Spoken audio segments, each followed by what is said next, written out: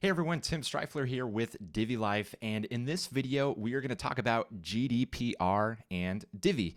Now I know what you're thinking, not another GDPR video and blog post. It seems like everywhere we turn it's GDPR, whether you're getting emails from every company you've ever done business with asking you to reconsent to their emails, or you're getting the privacy update emails, or the blog posts and videos about GDPR, Facebook posts, memes.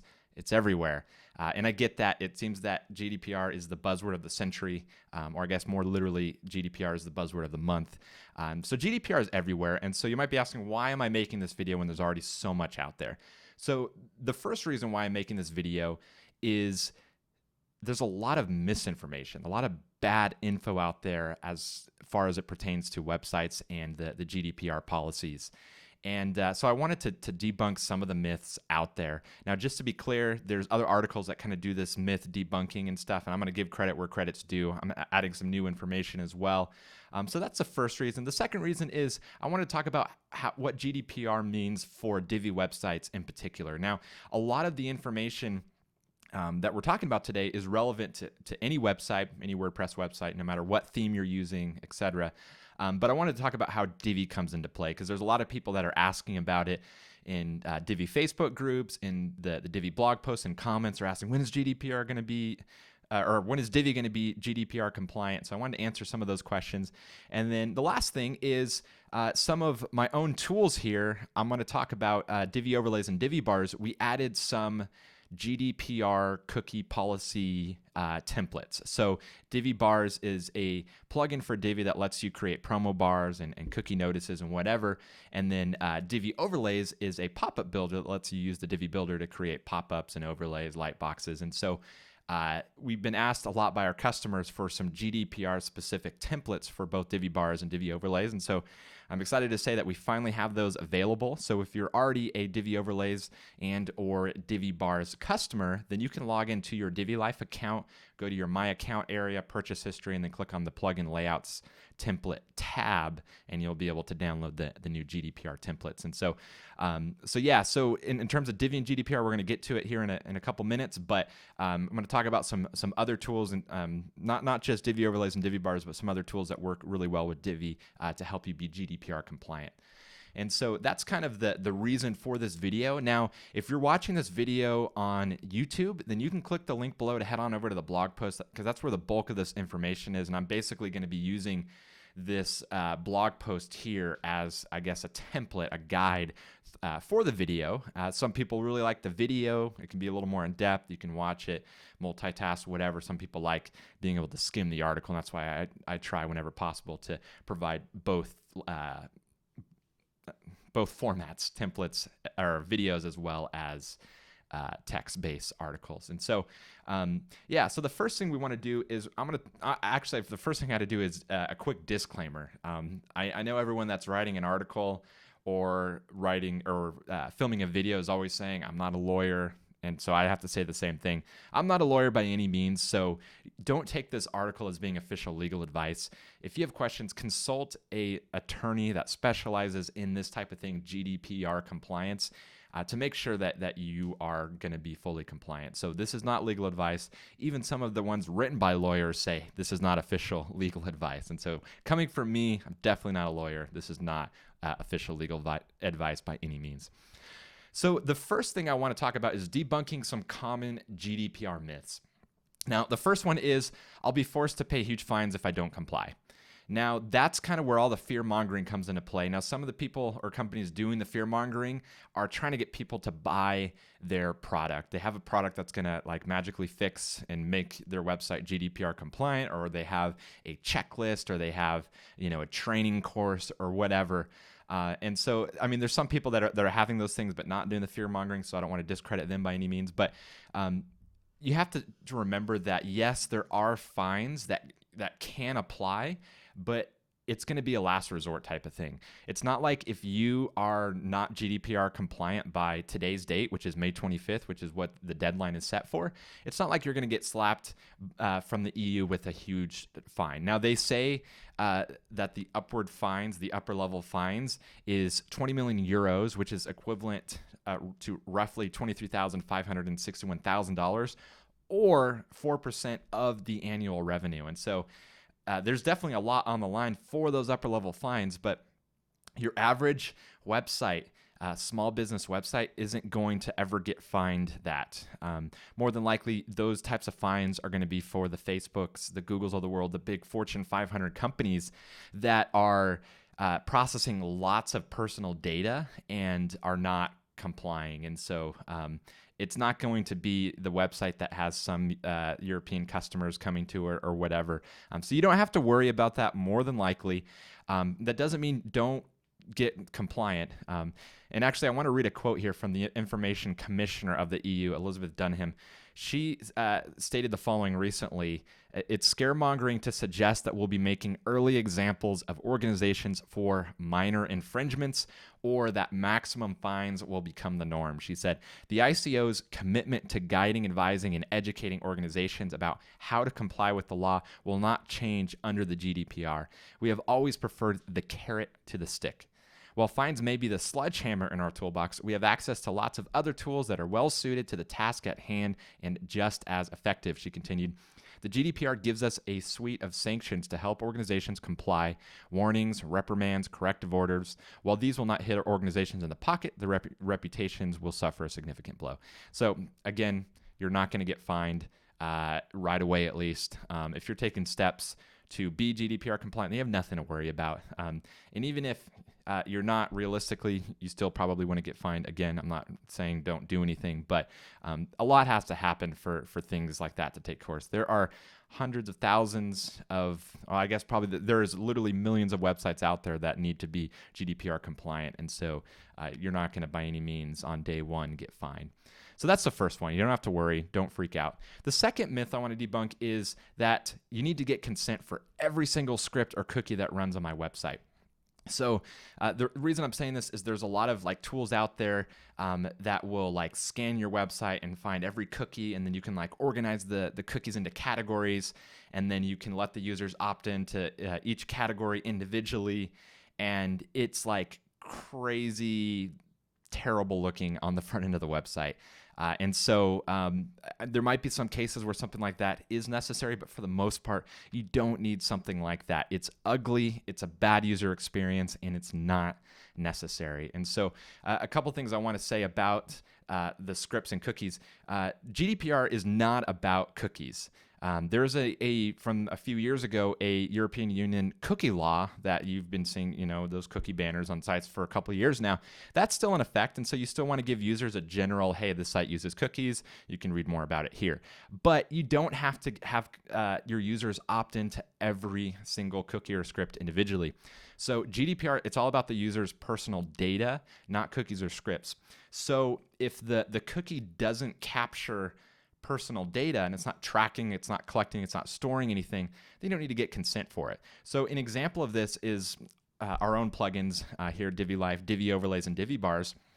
We have a feature like most promo bar or pop-up plugins that you can have it so if the user closes out of it, so if it triggers and then the user closes out of it, it will install a cookie in the user's browser so that next time they come to your site or if they go to a different page, it's not going to keep popping open. It gets really annoying. And so having the user close it and installs a cookie, and then you can set the number of days that you want it for that cookie to stay in their browser. And then after it expires, so say you have it set to a 15-day cookie and they come back to your website a month later, well, then it'll show the pop-up again. And so that is an example of a cookie. And so if you're using Divi Bars or Divi Overlays on your site, you don't need to get consent for that cookie in particular. And so because it's not collecting any data, it's not storing anything, all it's doing is saying, hey, don't trigger the pop-up if this cookie's here. And so it's very, very straightforward. It's a user experience cookie. It's not about marketing or collecting data or anything like that. So you don't need to get a specific consent for that cookie in particular. And so that would be an example of that. So that's the first thing, the first misconception. So there is a couple other misconceptions as it relates to cookies and getting consent and everything. One of the big ones is Google Analytics. Some people think that you have to get consent to run Google Analytics on your site. or I guess consent for the user to be opted into the Google Analytics on your own website. This is not necessarily true. If there's no personal identifiable information, or as the GDPR nicknames that PII, then Google Analytics, so if there's no personally identifiable information that Google Analytics is collecting, then you don't need to get specific consent. And so basically, Google Analytics is going to track where the user's coming from. It's going to track, what page they clicked on to come there, stuff like that. I'm not going to go into all the specifics of what Google Analytics can do. It's very powerful software, but in general, it doesn't collect any personal information. So we're going to come back to that in a second and talk about how to make sure that your Google Analytics is completely GDPR proof, because there is a couple steps you do want to take to make sure. But in general, it's not going to collect anything. So therefore, you don't have to have the user opt in to use your analytics. And so some people think, well, I might as well just have them consent just to be safe. But that's a bad idea, because if you're having them consent, a lot of times they'll just say no, like, oh, analytics, no. And it kind of scares the user. And so they'll click no. And then you have really skewed analytics, really skewed reporting, because no one's opting in. You don't need to get an opt-in. So we'll come back to that in a second. The next thing I want to talk about is Facebook. Facebook's the other big one. If you're doing Facebook ads and you have a Facebook pixel installed on your website, you will need to give the users the ability to opt out of the tracking. Even though you won't really have direct access to that data. So if the Facebook pixel fires and it tracks that user and they're logged into a Facebook account, you're not going to be able to go in and see, what Facebook users clicked on your or came to your website and see all their information. You don't get access to that, but it is building Facebook's user profile, the behavioral profile. And so GDPR doesn't want people to automatically have Facebook pixels firing on their website without the user's consent. And so that is an area that you do need to get consent for in terms of letting the user opt out of it. And so we have a tool that I'm referencing here for Facebook opt-out. And so you can take a look at it. I'm just going to open it up here. This plugin page is in German. I'm going to translate it, but the plugin itself is in English when you install it. So they have an English version of it and a German version of it. So don't get turned off by the fact that when you land on the page initially, you're going to see it in German until you translate it with Chrome or whatever. But this Facebook Pixel opt-out will let you put a short code anywhere on your site that when clicked, it will opt the user out. So say, for example, you're using a promo bar, cookie bar plugin such as Divi bars or another one, and you say, our website uses cookies, learn more about the cookies, and you can individually opt out or whatever. And you click on it, and it goes to your privacy policy page where it opens up a Divi overlay pop-up. Well, then you can put that short code there, and then when it clicks, it will opt the user out of Facebook until they come back and click it and say opt in. And so it'll opt out of that Facebook pixel from firing. So it's a handy plugin there. Definitely recommended it. Tested it. Works great. So that's Facebook. Now coming back to Google Analytics here. Now, I'm going to take a second and say I apologize. There's a lot of information here, and so this video might seem a little bit all over the place. It's because there's a lot of information. GDPR is complicated, and this video is definitely not even going to cover everything. So I'm just covering some of the main myths, debunking some of the main myths that I see out there. So apologize in advance that it's a little bit scattered. So in terms of Google Analytics, I mentioned there are a couple of steps that you do need to take in order to make sure that Google Analytics isn't collecting any personally identifiable information. And so the first thing you want to do is make sure you have IP address anonymization turned on. Now, Google Analytics will log the IP address when someone visits your site. And the reason they do that is so that they can get really accurate geolocation data. So they can see, the exact city, state, country that the user is coming from. And so I don't believe there's anywhere in the Google Analytics reporting for you to be able to see users' IP addresses and be able to export a log of everyone's user IP address. But it's still being stored somewhere in Google's database.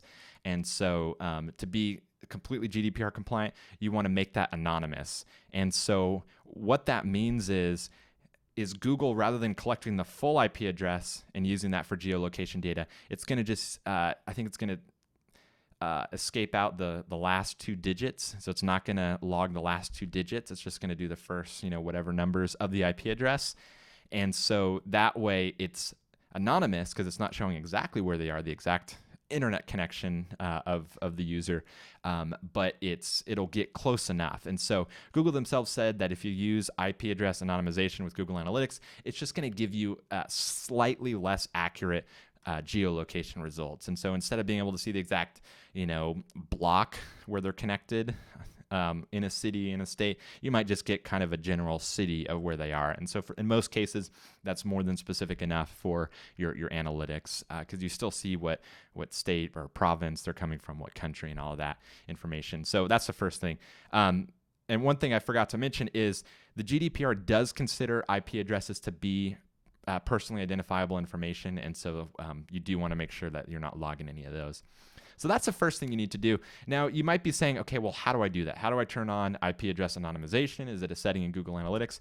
It actually needs to be a setting in wherever your Google Analytics code is, so on your website. So for example, I'm using a plugin on Divi Life. We use easy digital download software for our e-commerce store. And so we have a special EDD Google Analytics plugin that works together to be able to properly track e-commerce conversions and stuff like that in our reporting. And so they just have a simple checkbox that says anonymize IP addresses. And so I was able to just go in there and check the box, done.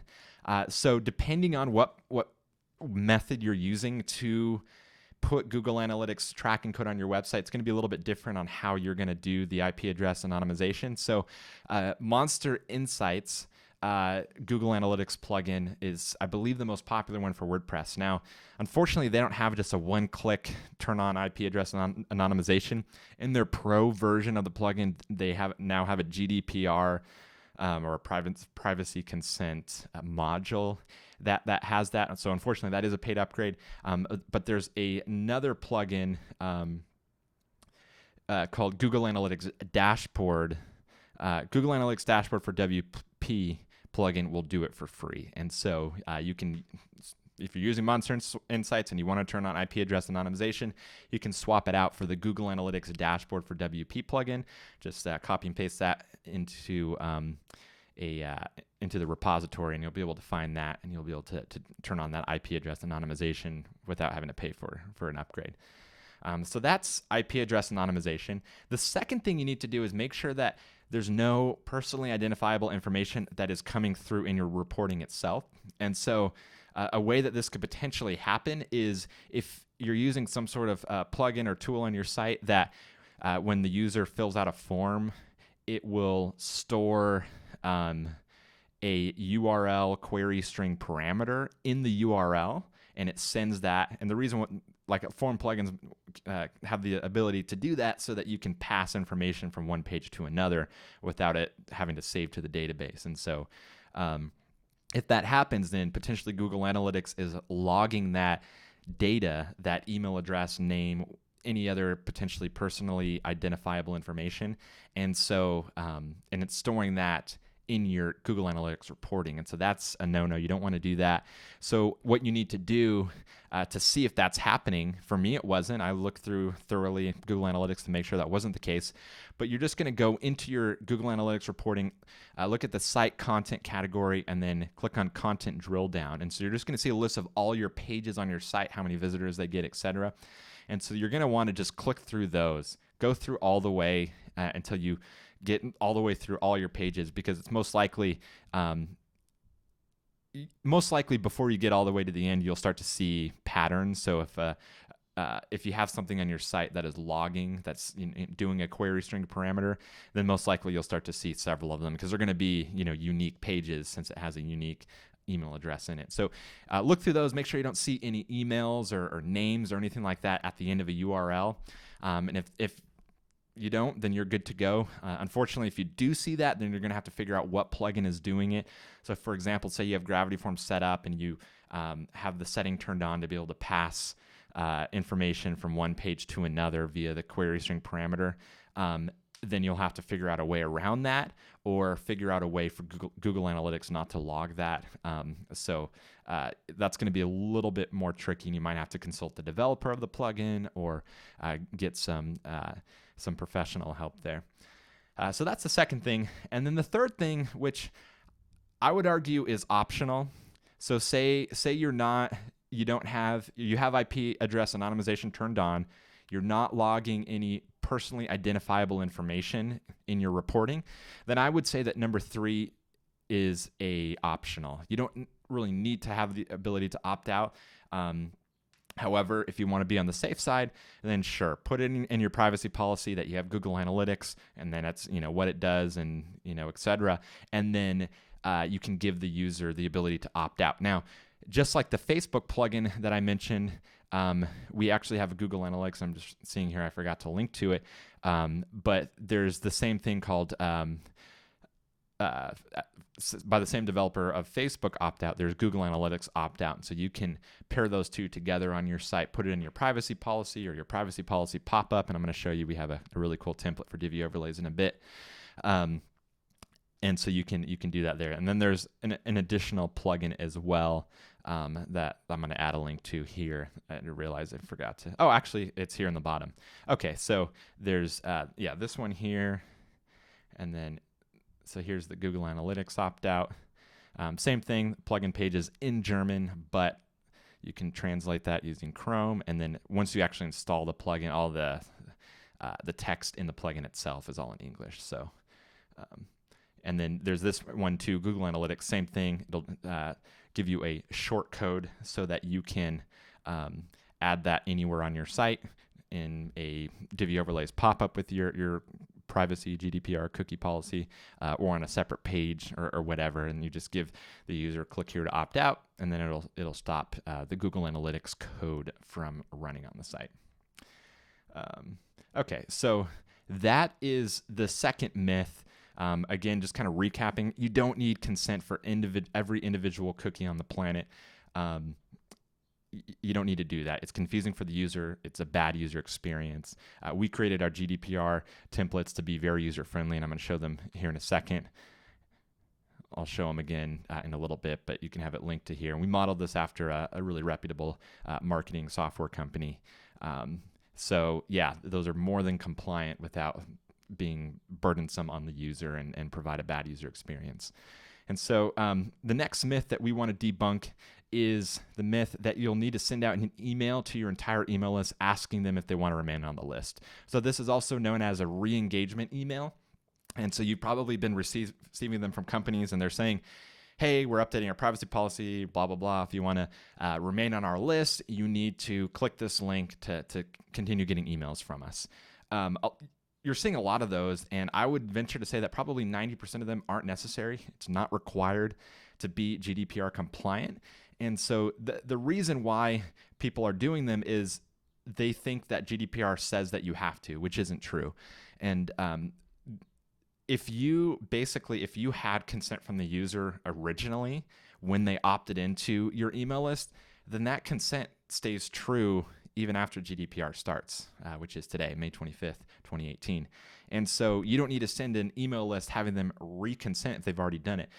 So this is especially true if you have the proof. So if you have the proof, maybe it's logged in your email marketing system, and it'll show exactly when they subscribed and what they subscribed through, whether it was an opt-in form or whatever, if they were imported. So if you have that proof, then you're good to go. And I would venture to say even if you don't have that proof, you should be fine as well. But like here on Divi Life, a lot of our email subscribers come from our website. So we have the subscribe form here on pages throughout the site. We have pop-ups using the Elegant Themes Bloom, as well as we use Divi overlays to create content upgrade freebies for our blog post. And so they'll subscribe to get the freebie, and it's very clear that it'll say, you're going to be added to our email list as well. And so we have that proof because every time they download the freebie, it'll show me on my back end using Gravity Forms what they opted in for. So they opted into our email list on this date, and they got this freebie. And so I have the proof that I have consent from them, essentially. And so trying to find where I am here in the blog post. Okay. So yeah, so myth 3, you don't need to send out a re-engagement letter. If you have consent and you have the proof, then you're good to go. You don't need to have people reconsent just because of these new GDPR laws. The previous consent will carry over. And one reason that you might want to have them reconsent is if you don't have that proof where they did consent, but maybe you changed email marketing platforms, you migrated from Constant Contact to MailChimp, and so your MailChimp logs just show that the majority of your subscribers were migrated from an Excel file or whatever. And so that's not really proof, because you could have got that Excel file from anyone, could have bought it or whatever. And so if that's the case, then you might want to send one. I've heard it been argued that re-engagement letters can actually be potentially against GDPR if you didn't have consent. So if you maybe had some data exchange with another company and you traded email list or whatever, and you didn't really get consent and you really shouldn't have done it, but you did it anyways. Well, if you send out an email to have them opt in, just the fact that you're emailing them for the opt-in when you never have permission to email them in general is breaking GDPR. So if that's the case and you imported a list that you shouldn't have imported, then maybe just don't email those people anymore. So that's the third myth. The fourth myth that I'm going to debunk here is the checkbox myth. And this is a huge one. And I'm going to talk about how this relates to Divi here in a couple minutes. But this is a very common misconception. Everyone thinks that you need to be adding checkboxes to all your opt-in forms and your contact forms and any type of form. And that GDPR says it's mandatory. In fact, when I first heard about GDPR, it was from people saying, oh yeah, GDPR, you have to add checkboxes. And a lot of people thought that that's what GDPR was GDPR is these new laws that make you add checkboxes to your forms, and that's it. Obviously, there's so much more to it, and even the checkboxes isn't actually true. And so here's a really funny image. It's exaggerating. This is from an article from Thrive Themes. I have the link to the article here. You can read it. But it's in their article, they're also talking about this checkbox myth and that you don't actually have to add these checkboxes to your emails. So, for example, in this one here, get the free PDF, tell us where you want it sent, put in your email, and then click all these different checkboxes. And of course, it's exaggerating, but it's exaggerating to make a point that if they're already consenting to be added to your email list, then you don't need to have them do all these additional consent forms. And so this is another image from another article from AWeber. You can click the link over to read that email as well. They talk about they debunk 6 myths from an email marketing perspective, and so you can go over there and check that out. But this right here is a perfect example of a GDPR compliant opt-in form, and you'll notice there is no checkboxes. And so the reason why it's GDPR compliant is in the text itself, it's very clear that you're going to be added to their email list. And so the act of the user putting in their name and email and clicking the button, that is consent. And so there's no checkbox needed. The very act of adding your email address is consenting to being put on the email list. And so you don't need to add additional ones, having them consent again. It's redundant and not necessary. It's going to hurt your conversion. So yeah, don't do that. And so I guess a reason why you might need additional ones if you had like an additional list or an additional type of email that you wanted to send to them and you needed their consent for. So a really good example of this, this was a question that I saw come up in a Divi Facebook group. Someone was asking about specifically the automatic plugin for WordPress that lets users subscribe to your blog post. And so they put in their email address to subscribe to the blog post. So every time that you publish a new article, it's going to send them an email saying that there is a new article published and a link to it. And so they were saying that the person was saying like, hey, there's no way to add a checkbox to have them consent. And it doesn't seem like Automatic is planning to add that. Like, what should I do? And so I answered it telling them like, you don't need that. The fact that they're adding their email address to receive those blog posts, that is the consent.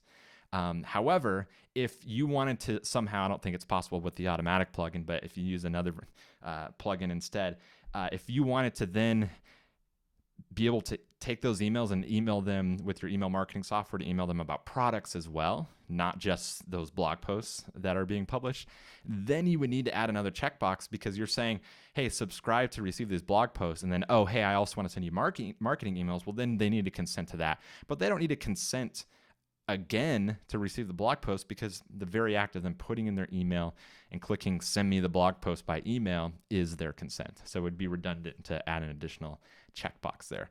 So that's the checkbox myth. And I'm going to come back to that here in a second with how it relates to Divi. But Divi's compatibility with GDPR. Now, I mentioned this in the beginning of the video, but in general, most of everything I went over relates to Divi. And so there's not a whole lot of things that Divi is different from any other WordPress theme, or really anything, I guess, that's different, things you need to consider. So in general, you don't really need to do anything additional to be GDPR compliant. And so since we've already debunked the checkbox myth above, you don't need to be adding, if you're using the Divi opt-in module, you don't need to be adding additional checkboxes. And so that's been debunked. You don't need to worry about that. That's the big question is, how do I add checkboxes to my opt-in modules, or how do I add checkboxes to my Bloom opt-in slide-ins or pop-ups or whatever, or the contact form in Divi? And I guess in the contact form you can already do that. But so that's a myth. You don't need to do that. And so people keep asking about Divi. You don't need to worry about that. And if for some reason you do absolutely, and Divi's GDPR update still hasn't come out yet, well, use something like Gravity Forms or Caldera Forms instead of Divi's opt-in module, and you'll be able to do that. The next thing I want to talk about here is I actually had this whole post prepared and ready to go yesterday, and then I came across a comment from Nick Roach himself. Nick Roach is the CEO and founder of Elegant Themes, the creators of Divi. And so this happens a lot. Whenever Divi does a new feature update or a sneak peek, people will say, hey, this looks great, but what about this? Like, I want this. And, they'll start asking about stuff that's unrelated to the post. And so people were asking about, like, hey, this, yesterday was a sneak peek showing some new hover effects that are coming to Divi. And people were saying, like, this looks great, but what about GDPR? And so Nick responded. And so I'm going to go ahead and read this because I think it's so relevant, and it kind of, I'm happy because it affirms the points I'm making in this article. But yeah, this is from yesterday, Nick Roach's response. He said, we're working hard to add the GDPR-related features that our customers have requested. Please understand that our blog writers are not developers, and the fact that a blog post is published has no effect on the GDPR release timeline, which our development team is 100% focused on. Basically, people were complaining, why are you doing all these new features when you still haven't come out with the GDPR compliant features yet? So I'm going to continue here. So I know that these new regulations can be stressful, Nick said, especially when there's so much misinformation and misinterpretation out there. That's the whole point of my blog post here. Rest assured that we are working on giving our customers the tools they need to feel comfortable with the way they choose to comply. The GDPR has very little effect on Divi itself, since Divi doesn't store any information on its visitors aside from a few very rare situations, which we are adjusting in the upcoming update. Divi does allow you to transmit some information to third parties through the email opt-in module and the contact form module. In these situations, some customers may choose to add a consent checkbox to the form. It's worth noting that I do not believe such a checkbox is at all necessary for these modules. Consent is only one of many lawful methods that you can use to collect data, and ICO even discourages the use of consent whenever possible because it is unnecessarily burdensome on both the data controller and the user. Consent is more applicable in situations where you're collecting or storing data in ways that are unknown to the user. So that's what I was talking about. If you're going to be doing something that the user doesn't know about from the initial opt-in, then yes, you need consent. Okay, continuing here. For the email opt-in module and contact form module, storing the data that the user sends you is necessary to fulfill the request to be contacted. And so them sending it is consenting. It's interesting that online forms like this have been singled out for the consent checkbox. You might ask yourself, if someone uses a different form to send you an email, how do you plan to get their consent before that email is stored in your email provider? So if they write out an email using Gmail or Yahoo, or that's what he says here. If someone uses an online Gmail form to send an email to your Yahoo account, how do you plan to get consent before that email is stored? You won't, because it's neither possible nor necessary. The fact that your contact form is hosted on your website isn't any different. Anyway, just something to think about before adding consent checkboxes all over your site. Once you commit to using consent, you have committed to a particular path that is really not ideal. I would take a look at this great article, and he links to an article there. So, yeah, I wanted to add that there because it's coming from the CEO of Elegant Themes, the creators of Divi, and people are freaking out saying, why doesn't Divi have checkboxes? And basically because checkboxes aren't needed for the opt-in, and so. Yeah, so I don't want to beat a dead horse here. Those are the four myths that I wanted to debunk. A lot of misinformation out there and kind of clear things up. It helps if you kind of look into the intent of GDPR in general. So if you look at what they're trying to do and what they're trying to protect, then it helps you kind of understand what the laws are, and you can kind of on your own decipher, a lot of these myths out there, this misinformation that's being spread. At the end of the day, GDPR, while you might not agree with the laws that they're forcing on people, in general, it's a good thing for the user, giving the user's data and privacy back to them and all of that. So the last thing I want to talk about is some self-promotion with our plugins. So I mentioned at the beginning that we have some templates created specifically for GDPR, consent bars and privacy pop-ups and so forth. And so these were highly requested from our customers. And so excited to say that they are finally available now. And so I'm going to go ahead and show them to you here. So I have some, you can look at those on your own. So the first one here, this is actually one that shipped with Divi bars initially, and it's a very simple, slim opt-in bar. I'm going to go ahead and refresh the page here so you can see it load in on the page. But basically, it's your typical cookie consent form, and I don't know why this page is taking so long to load here.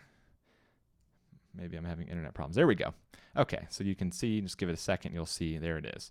All right, so this is your typical, very slim at the bottom of the page. Nothing too crazy here. But yeah, this is the first one and you might already have it if you're a Divi bars customer. And so I'm just going to click I accept, close that there. Now, this is another one. Now, this one we modeled after the awards site, www.ards.com. They do web design awards for websites across the internet. And so in general, they kind of have high standards for design. They run design contests. Their site itself is very well designed. And so I really liked their cookie policy bar at the bottom of their site, and so I recreated it in Divi bars and made it a template. And so it's very simple, very clean, but it looks good. And so this is a Divi button, and so you can customize the color, change the border radius. It's not as round if you want, so you can do that. So so this is an example of one here. So I'm going to go ahead and close that. And it's worth noting that and I mentioned this before, that Divi bars and Divi overlays have a feature so that if you turn on the close button cookie expiration, then it's not going to continue showing the bar every time they come back to the website or when they go to a new page. I don't have that turned on because I wanted you to be able to see it and play with it and so forth. But in general, when they got it using these templates, it's going to close and it's not going to reopen for a set amount of days, depending on what you have it configured for with the close button cookie expiration. So that's the second one. Now the third one here. Now this one, I wanted to show off what you can do with Divi bars that you can't do with most other cookie bar plugins. Because Divi bars is using the power of the Divi builder, you have access to the design of it like no other plugin out there. And so, for example, here you can customize the shadow using Divi's shadow tools, and you can see really nice drop shadow there. You can configure that, make it less obvious, more obvious, etc. I have a subtle background image with an overlay over it. It's hard to see, but it's some ocean and some waves, just something simple, just give it kind of some texture there. And then the button here, using the Divi button module. Now I'm going to reload this, and so I also added animations. Now, as of the latest Divi bars update, the Divi animations now work inside of Divi bars, and so you can see this live here.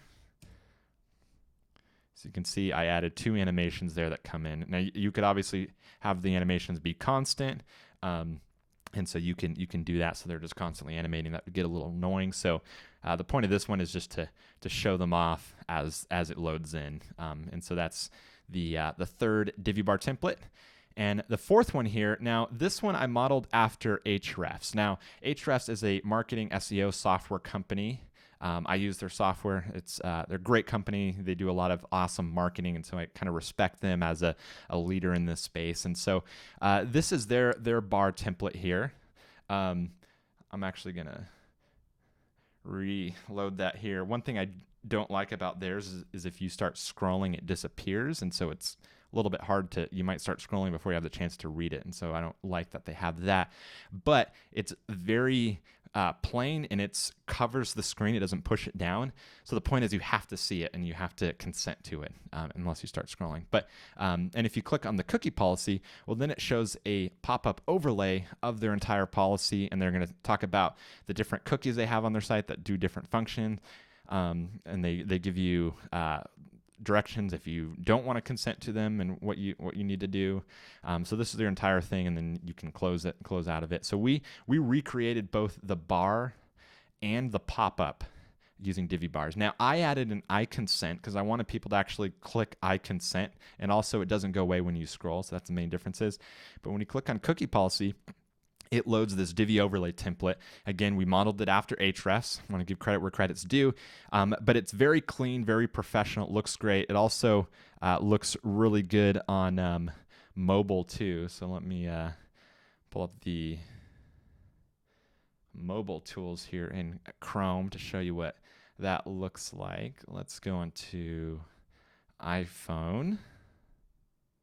And you can see it's very easy to see and browse on mobile. And so this is a Divi overlays template.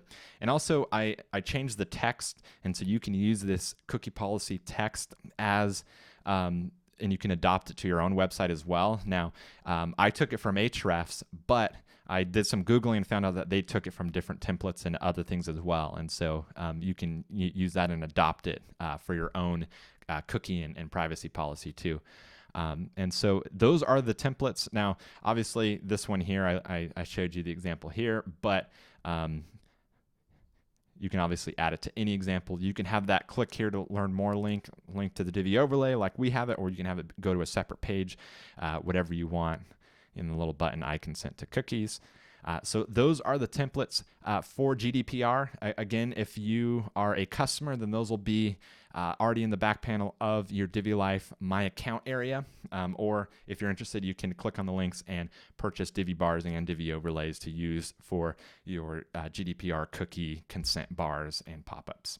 So I hope this video was helpful. I know it's kind of all over the place. Again, this might not be 100% thorough on GDPR, or not might, it's definitely not. So definitely use this as a guide when you're making your website GDPR compliant. It's also worth noting that I added some additional articles and resources that may be helpful. There's a lot of information out there, but there's a lot of stuff that is misinterpreted and misinformation, as I mentioned from Nick Roach's comment here, someone that has been in the online space for over a decade, so definitely knows what he's talking about. So yeah, that's the end of this video. If you have any comments, feel free to leave them in the blog post or on YouTube. Yeah, I will see you on the next video. Thanks for tuning in. Bye-bye.